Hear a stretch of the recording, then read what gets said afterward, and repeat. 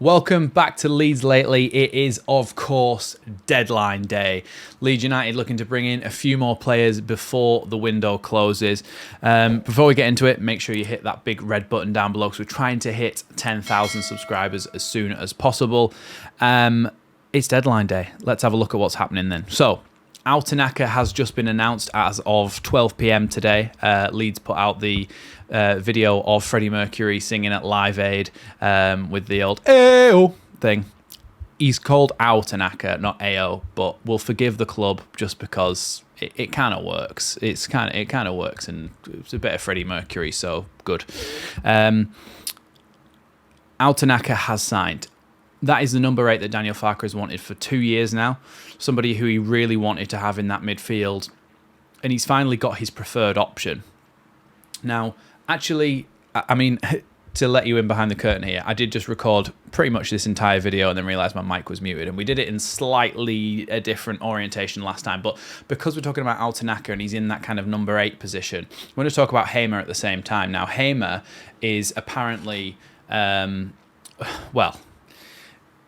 it looks like a deal can't be struck unless Leeds meet the asking price. The first thing I want to mention about Hamer is that he wasn't offered Joel Peru in exchange, or the club wasn't. They weren't going to give Joel Peru to Gustavo Hamer. Sheffield United weren't offered by Leeds Joel Peru. That has been kiboshed by the club. They've said that is not happening. We never did that. I get that some people would have believed that because earlier in the window it's believable because Joel Peru hasn't really worked. If they were to get rid of him and then give themselves time to bring in another striker, yeah, that makes sense. But because this was the day before deadline day, I don't think it's possible for them to bring in a new striker in that time. So it looks like that was completely false, the fact that Joel Peru was offered in the deal. Now, for me, I think, look, we talked about this on Jer's podcast last night. I think Leeds are going to offer in between the asking prices. So Leeds put down £13 million initially, apparently, and Sheffield United said, no, we want at least 18. I think because it's deadline day, Leeds might go in and go, do you know what, here's 15 or 16 million and just cast out that line. Just see if they can catch a big old Chris Wilder biting on it. Now, Chris Wilder will bite regardless of whether we even put any bait out there, so that's just funny in itself. But it could tempt Sheffield United into making the sale. Just piquing their interest, but they're just a little bit less than what they asked for. We could do that, and I think we probably will go, do you know what? Are you going to take that? The other thing is people are now actually have been complaining about the price of Tanaka, saying that he's only 3.6 million or whatever he was compared to a Gustavo Hamer move for that number 8 role for 13, 15, 18 million. It's not about the price of the player, it's about the impact that the player has. Now, what we should be concentrating is that Tanaka for 3.6 million is a really big bargain. Like, people put screenshots of like him playing amazingly for Japan in the World Cup. He's a very well established and good player, and we're getting him for an absolute bargain price. So I think that's what we should be focusing on with this one. It's not a lack of ambition, it's good business.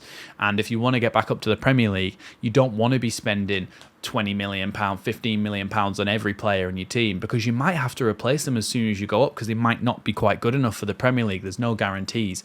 So Hamer, I think we're going to go back in with another bid around 15, 16 million. Just see if it's enough to get that one over the line. And if it's not, Leeds will be happy to leave it because they've brought in Tanaka. Now, the other one is Isaac Schmidt. Now, Isaac Schmidt plays for FC St. Gallen in Switzerland. He did play last night in the Europa Conference League qualifiers or the Europa League qualifiers, one of those, and he scored a really good goal from inside the box, curled it into the far corner as it came to him on his left foot. But that doesn't mean to say him playing last night that he won't sign. Jorginho played for Hoffenheim the day before he signed for Leeds, so it does not mean in any way that he won't be signing for us. I think he will. I think he's somebody who I actually read before had played against Wilfried Gnonto before in the Swiss League, and last time they played against each other, Isaac Schmidt got sent off for a knee-high tackle on Wilfried Gnonto himself. So either he's going to go two ways when he comes in the door if we get him. And number one is there's a bit of a frosty greeting between the two of them. Number two, which I think is more likely, is they're going to have a laugh about it. It'll be a chance for them to break the ice pretty much as soon as he comes in the door. But Isaac Schmidt, yeah, decent left back, somebody who can definitely come in and do a job on that left hand side. I'll do more detail on him if we actually do bring him in, but because there's been so many links over the last couple of days, I literally haven't even had time in the schedule to make one about Isaac Schmidt, but there will be one if you want to check it out when it comes out.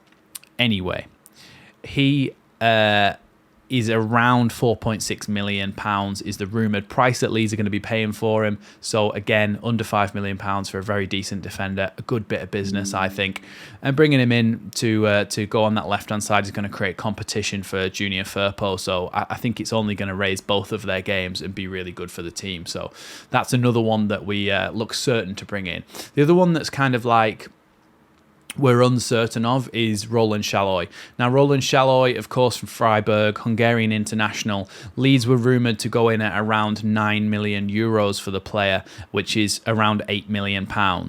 Now, in recent hours, literally just today, it's been reported by some pretty established and reliable journalists that this one could be kind of cooling off and not happening. I think it's silly for Freiburg not to accept the money, or unless if Leeds have actually offered it. We never know, do we? But if Leeds have actually offered 8 million or something like that, I think it's silly for them to not accept the money. Now, the reason being is that, according to a lot of sources, Leeds are the only suitors for Roland Shaloi. Leeds are the only team who are wanting to buy him. And Freiburg, because Roland Shaloi only has 1 year left on his contract, if they don't sell him this window and they can't agree a new contract with him by January, he's available on a pre-contract agreement for free to go to Leeds maybe. Someone's going to come in and get him for free in January and agree that pre-contract agreement if he hasn't agreed a deal. So for me, they're silly, really silly not to take the £8 million now rather than just have him for another few months until January and then lose him out anyway on a free. Like, apparently Freiburg need money and they needed to sell somebody, so bringing in £8 million for them, surely it's the right thing to do. So come on, Freiburg. I know that Robin Koch came through there and didn't really do great at Leeds, but this one will work. Give us Roland Shaloi, £8 million, done and dusted, shake our hands, we'll take him, and then we'll win the championship. That'd be great. That's what I'm hoping to see from the rest of today. So I think Hamer, unlikely. If we're ranking these in terms of likeliness, I think Schmidt, number one, very likely to happen. I think Hamer, very unlikely. So it's down at a number 3 spot, basically. And Shaloi is kind of number 2. I think that might happen. And I think as well with Hamer, cheeky bid's going to go in and we're going to see if we can get him across the line. I think we're guaranteed to get one more, and I think that's going to be Schmidt. After that, anything else is a bonus. Cherry on top.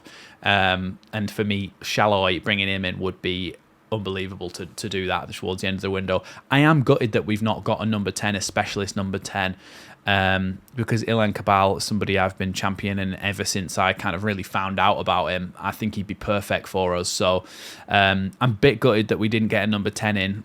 We might do. Look, the 49ers move in mysterious ways sometimes, so hopefully we do get a number 10 in. But for the moment, it looks like it's going to be Isaac Schmidt, then potentially Roland Shaloi with an unlikeliness on Gustavo Hamer. I will be joining various YouTubers over the course of tonight just for a little bit, so I'm just going to drop in. So Joe Blackburn's doing a stream from 9 till 12, so make sure you go and check that out because I may drop in that at some point. And I know that Joe Wainman is doing some transfer content, some live content all day pretty much, so he's grafting, so go and support him as well. Go and support everyone as well. Ollie Ward, Jer, Lockie, all of the people that I've mentioned, there's loads of them. Make sure you go and support them and check out their channels as we go into the final hours of Deadline Day 2024. Thanks for watching Leeds Lately. Let me know what you think down in the comments below, and make sure you stay subscribed, hit that notification bell so you never miss an upload. Thanks for watching, and I'll see you in the next one.